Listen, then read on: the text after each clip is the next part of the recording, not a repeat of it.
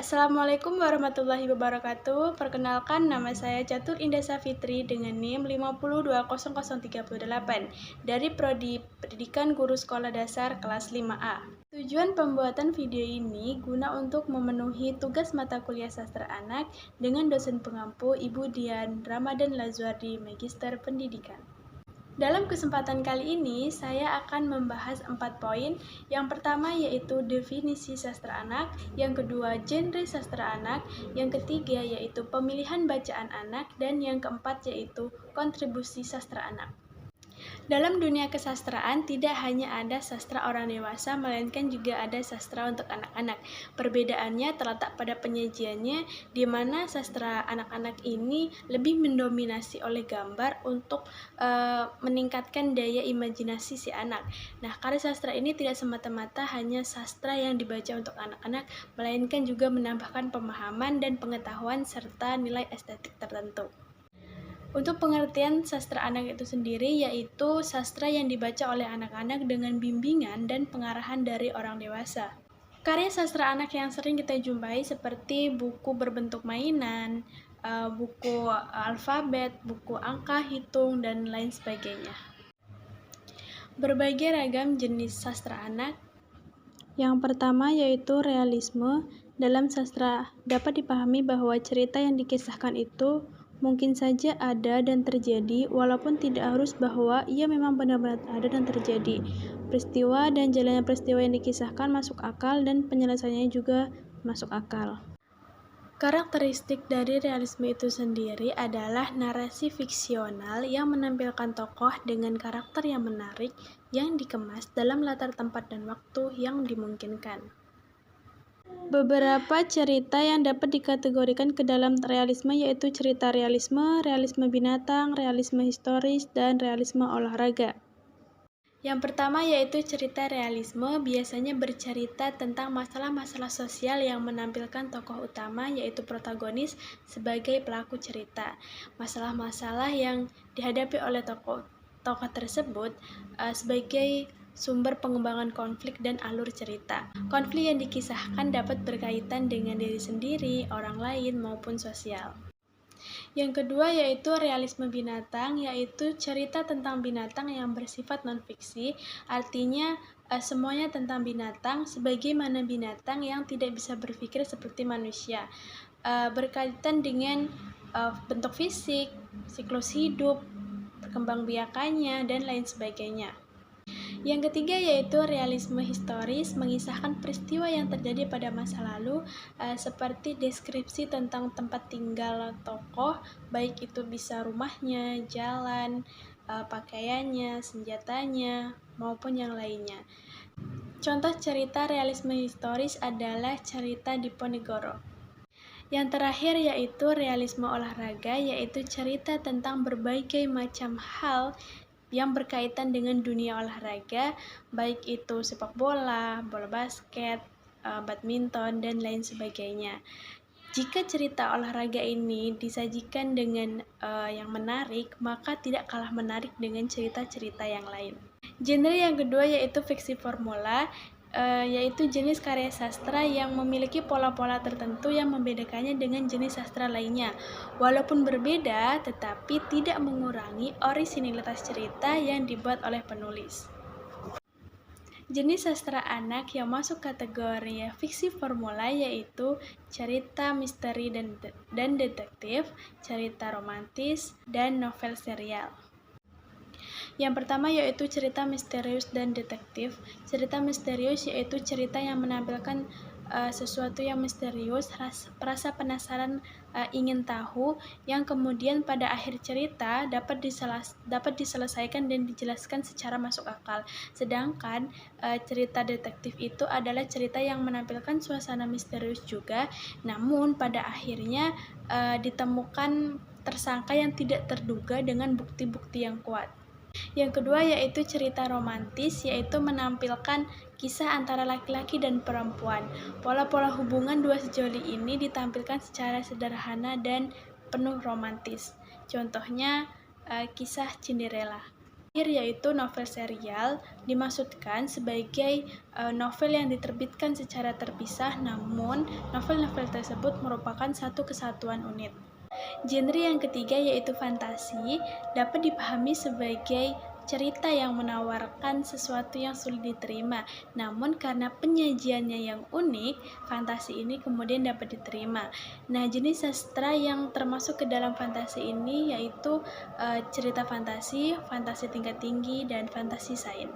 Pertama yaitu cerita fantasi dapat dipahami sebagai cerita yang menampilkan kehidupan seseorang yang berbeda dengan kelompoknya atau berbeda dengan kehidupan layaknya manusia biasa, baik itu berkaitan dengan fisik, spiritual maupun yang lainnya.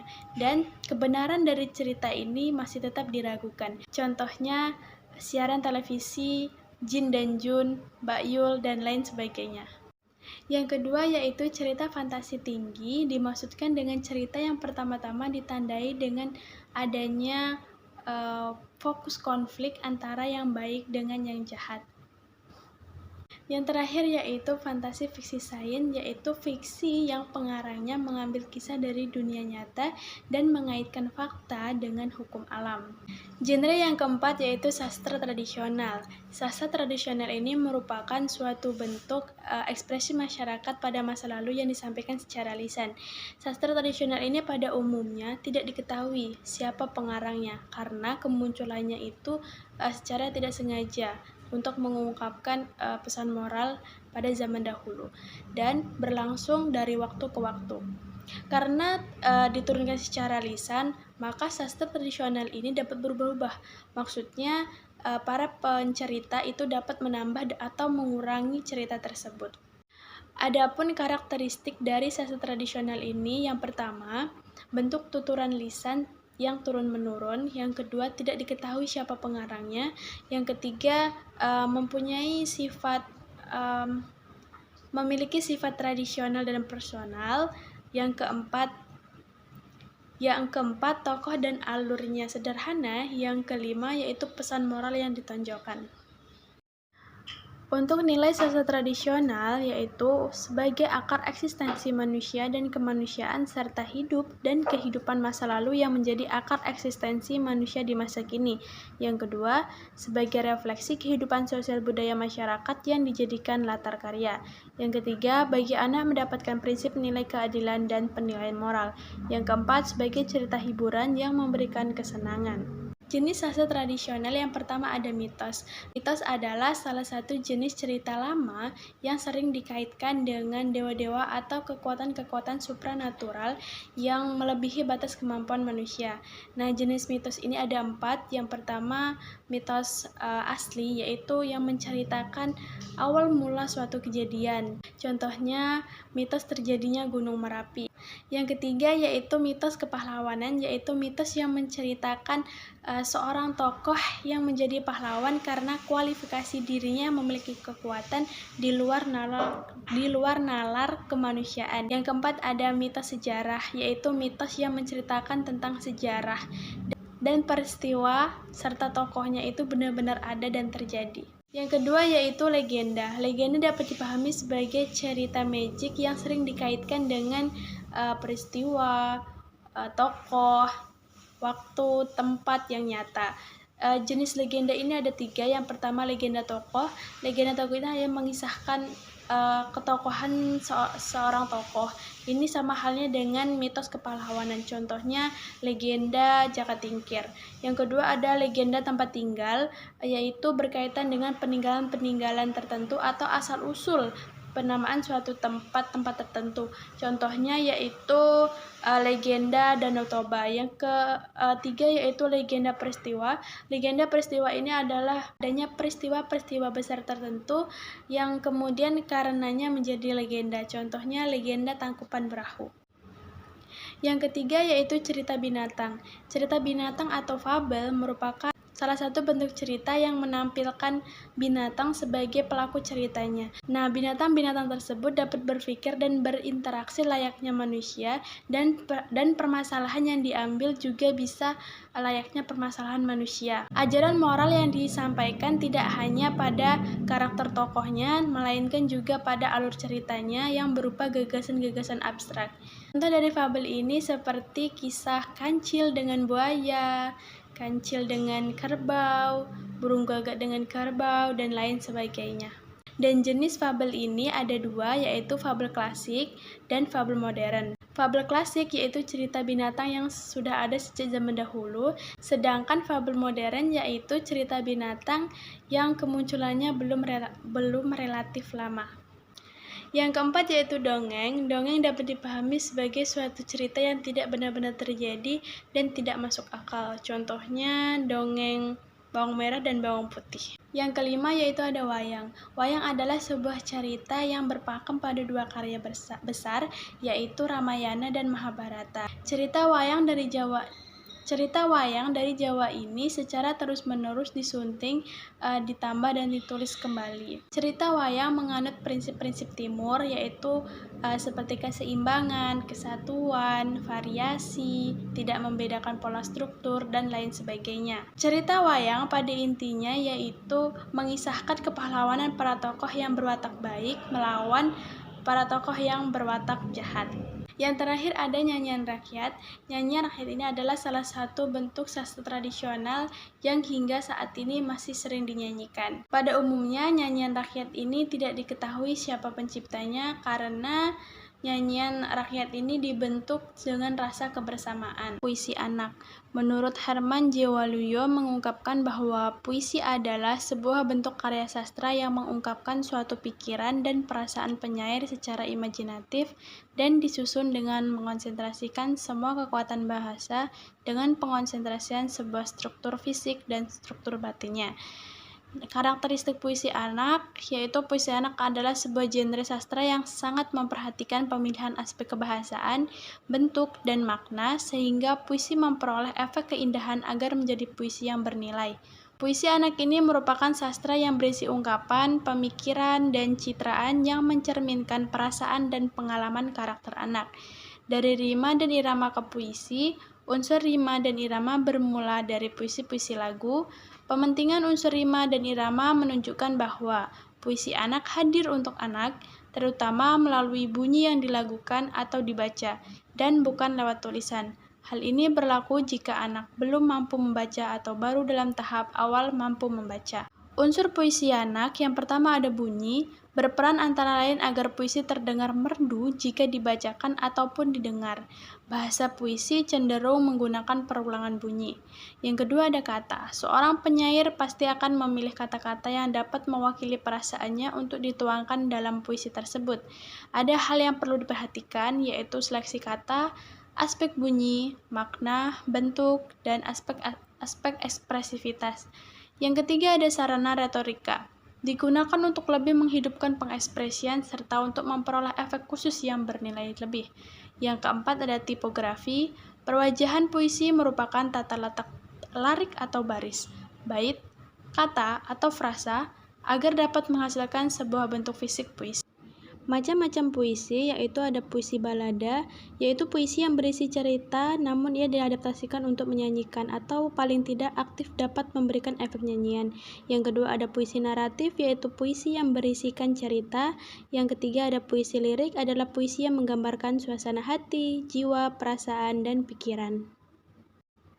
Genre yang terakhir yaitu non-fiksi, yaitu cerita yang didasari oleh data dan fakta yang benar-benar terjadi dan bukan hayalan. Jenis karya sastra yang masuk dalam kategori ini yaitu buku informasi dan biografi. Hakikat cerita fiksi anak. Hakikatnya, cerita fiksi anak ini merujuk pada sebuah cerita yang kebenarannya tidak menunjukkan pada kebenaran sejarah, melainkan apa yang diceritakan dalam cerita fiksi itu semata-mata hanya imajinasi saja. Unsur-unsur cerita fiksi anak dibedakan ke dalam dua, yaitu unsur intrinsik dan ekstrinsik. Unsur intrinsik adalah unsur-unsur cerita fiksi yang secara langsung berada di dalam, menjadi bagian, dan ikut membentuk eksistensi cerita yang bersangkutan, seperti tokoh dan penokohan, alur, pengaluran, dan berbagai peristiwa yang membentuknya, latar, sudut pandang, dan lain sebagainya. Sedangkan unsur ekstrinsik adalah unsur yang berada di luar teks fiksi yang bersangkutan, tetapi mempunyai pengaruh terhadap bangun cerita yang dikisahkan langsung atau tidak langsung. Pemilihan bacaan anak itu kita harus memperhatikan 3 hal. Yang pertama, kenali si anak. Yang kedua, ketahui buku. Yang keempat, pertimbangan cara penyampaiannya. Yang pertama yaitu kenali anak. Kemampuan anak untuk membaca dan mendengar itu memiliki tingkat yang berbeda-beda, sehingga kita harus tahu mana yang harus kita berikan untuk anak supaya proses membaca dan mendengarnya itu bisa dipahami dengan baik. Yang kedua yaitu ketahui buku. Kita harus mengetahui apa saja cerita-cerita atau buku-buku yang diminati oleh anak. Yang ketiga yaitu pertimbangan cara penyampaian. Apakah buku ini ditujukan untuk anak yang dibaca secara mandiri atau ditujukan untuk anak yang diceritakan oleh orang dewasa. Dalam memilih buku untuk anak, kita perlu mempertimbangkan tahapan-tahapan perkembangan membaca anak, karena dengan hal itu kita dapat mengidentifikasi tema atau isi bacaan yang cocok dengan usia dan pendidikan anak. Tentunya jenis bacaan dari setiap jenjang umur berbeda sesuai dengan porsinya masing-masing. Kontribusi sastra anak terdiri dari 2, yaitu nilai personal dan nilai pendidikan. Nilai personal yaitu nilai yang ditumbuhkan dari diri seseorang. Ada 5, yaitu perkembangan emosionalnya, perkembangan intelektualnya, perkembangan imajinasinya, pertumbuhan rasa sosial, dan rasa etis dan religius. Untuk nilai pendidikannya, yaitu batasan segala sesuatu yang mendidik ke arah kedewasaan yang bersifat baik maupun buruk, sehingga berguna bagi kehidupan yang diperoleh melalui proses pendidikan. Nilai pendidikan itu mencakup perkembangan eksplorasi, perkembangan bahasa, perkembangan nilai keindahan, penanaman kebiasaan membaca. Baiklah, mungkin itu saja yang dapat saya sampaikan. Kurang lebihnya saya mohon maaf. Kepada Allah kita sama-sama mohon ampun. Saya akhiri, wabillahi taufik wal hidayah. Wassalamualaikum warahmatullahi wabarakatuh.